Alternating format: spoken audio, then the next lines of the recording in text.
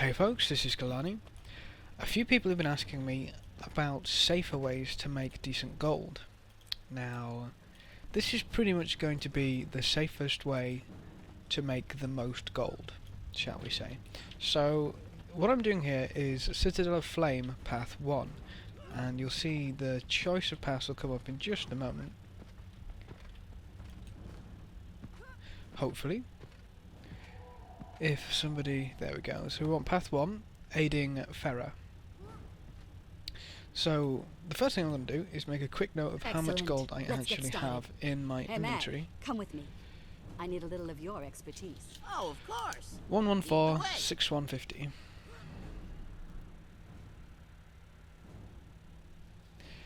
Now, on average, I work this out to be about 60 silver per run. Now, this is without any additions, this is without selling anything, this is without getting anything special or rare. This is literally the base amount you're going to get. It's always worth popping something like an Omnom bar. You notice the 40% gold from monsters. It might increase a few of your drops, so it's always nice. So, the main thing you're looking for here is the time it takes to clear this out. Which means you're going to want to do it as quickly as possible.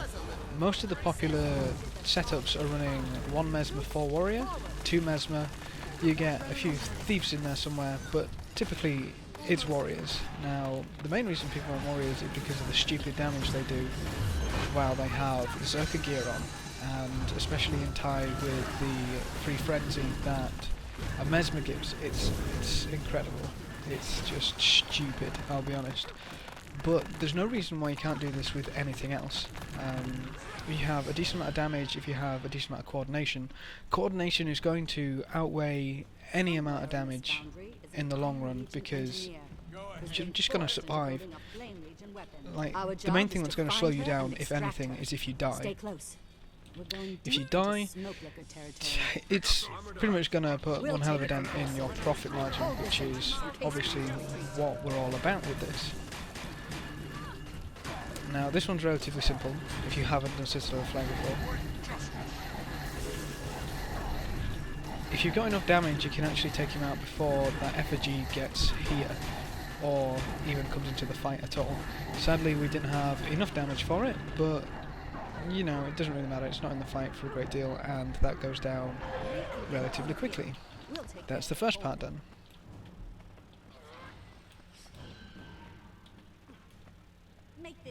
So, as I say, you want to be as quick as possible. This also means skipping trash. What you'll see here is a lot of swiftness buffs going down, and people running straight past the trash mobs here. Cross that bridge up ahead. Our engineers should be on the other side. Listen, I think we have more spies. Infidels, burn them to the bone.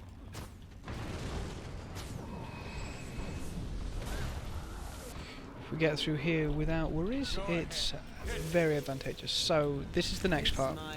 Now, you'll notice a few acolytes will spawn. The acolytes are what you need to kill. You don't actually need to kill anything else here at all. So, there are a few tricks. You can run up there if you don't have aggro, and obviously stay out of the way. But if you do get aggro, wait for these acolytes to spawn. Literally, all you need to do is kill those. The ones with the cross swords above their heads. When they're down, it'll take a little bit for the next ones to respawn. Get off me. So if you run down here, and just up on this little ledge here, that resets all aggro. We even go out of combat. Now, if you watch the minimap, you'll see the little cross swords will appear. That means we can go back up, kill acolytes, and come back down again. So, you kind of want to avoid as many mobs as possible, because the money generation is coming from your chests, your bags of wondrous goods, and the bosses themselves. So there's another one up.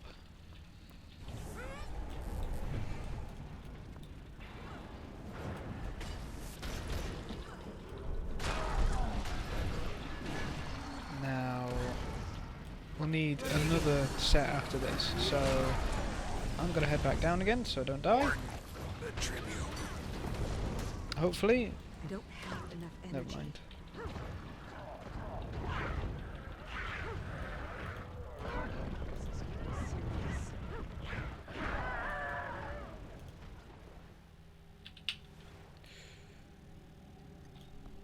So if you do die, the main thing is try not everyone to die. That's going to slow you down the most.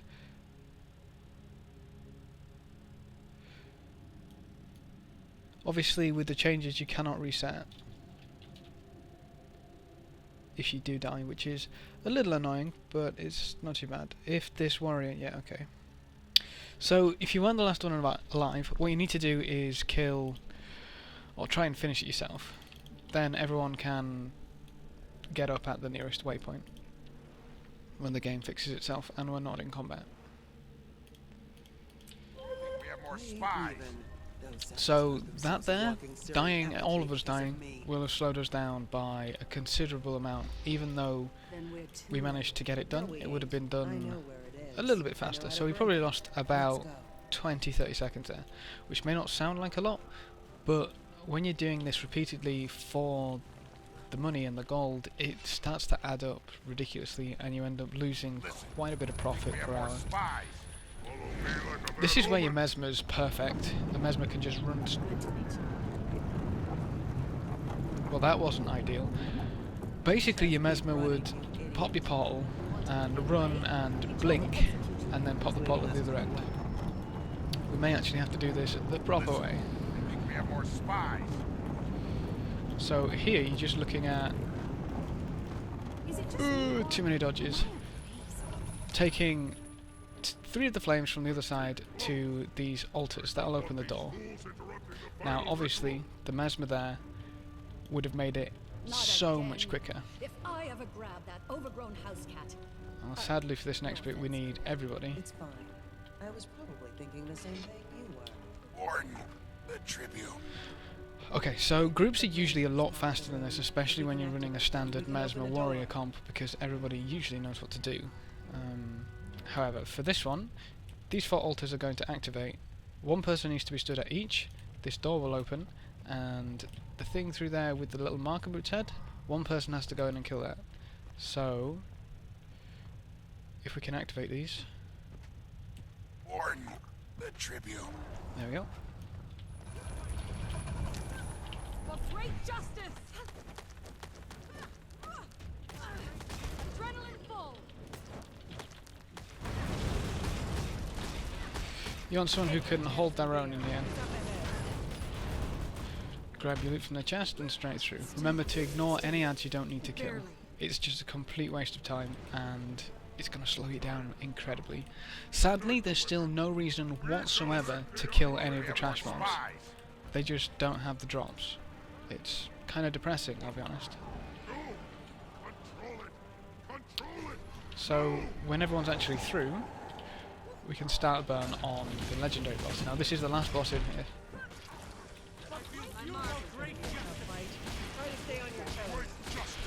So, hopefully, we'll get the Mesmer buff, please.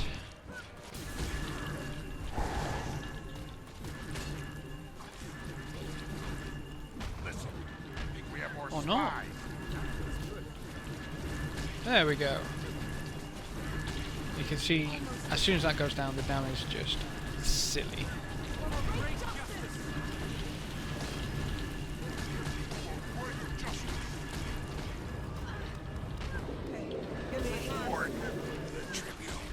So if you're looking for the maximum damage with Warrior, you're going to be wanting max Berserker gear and either Axe in your main hand or Greatsword in your main hand. That's going to be giving you the most damage. Obviously, if you're not with a Warrior, that's not really going to do anything for you, unless those are particularly good for you as well. But, I don't know, just stick with what obviously is going to do the most damage, because these speedruns are all about damage. It doesn't matter if you die, people can always pick you up. It doesn't matter if everyone dies, as long as 1 person finishes what you're doing, obviously. And basically, as long as you get it done, it does not matter how many times you die, unless, of course, you're like destroying your profits with your repair bill. That's obviously not a good idea. But if you die, it doesn't matter. People can pick you up. The damage is where you get the speed. If bosses are taking an hour to down, you're just wasting your time. So, go ahead and open these wondrous bags, as they have bags of coins in. Ooh, use all of those. And you can see we've got 115.44 41, which is approximately 83 silver for not a great deal of work. The other point here is that these Flame Legion char carvings, you get 60, then for the next run you get 20, then for the next run you get 10, and then subsequent runs you get 20, 10, 20, 10, 20, 10. So it's not too bad. I'll show you what exactly you can do with those. So back in Lion's Arch in Mariner Fort Mariner, whatever you want to call it, we've got our little vendor for Citadel of Flame. Now you want to look at the armor sets and look towards these Flame Legion masks. You'll notice they are level 70, so we can't go higher than that, but they cost 30 tokens each. So I'm going to buy up 2 of those, as I just got 60 tokens, and surprise surprise, I am going to salvage them, if I can find them. Oh, they're going there. Always happy to see customers. Okay, so this is the other way to make gold off of this, because you're salvaging something you essentially got for free. You get 2 for the first run, obviously, because you get 60 tokens, and then for every 2 runs after, you get another. So, for every 2 runs, you're guaranteed a yellow. You can't sell it, but you can salvage it. And obviously, if you're lucky, you can get a glob of ectoplasm, which you can either keep or sell, which are going for silly amounts at the moment. They're nearly 40 silver. So if I was to sell that right now, that's over a gold just from 1 run. Crazy, right? And you wonder why people do this. So there's your safe method. Safe, inverted commas. There's no risk involved, obviously, but it's just time. Time against risk versus reward. As I was saying in the previous videos, it's not a great deal of reward, but there's 0 risk. You could make a shed ton of money by risking a lot of money, but obviously the risk is there, so you have potential to lose. But for example, if you were to throw 4 rares into the Mystic Forge and got a Dusk, that's insane risk reward, whereas this is 0 risk, not great reward, but you can see it. It's not like for a run you get a silver, because that would just be damning and fucking annoying, but you know, there you go, a safer way to make gold, as people were asking for. Thank you for watching, folks. Good luck and have fun. If you're not a Mesmer or Warrior, I do wish you luck getting into a CoF group or creating your own. And as always, I will see you next time.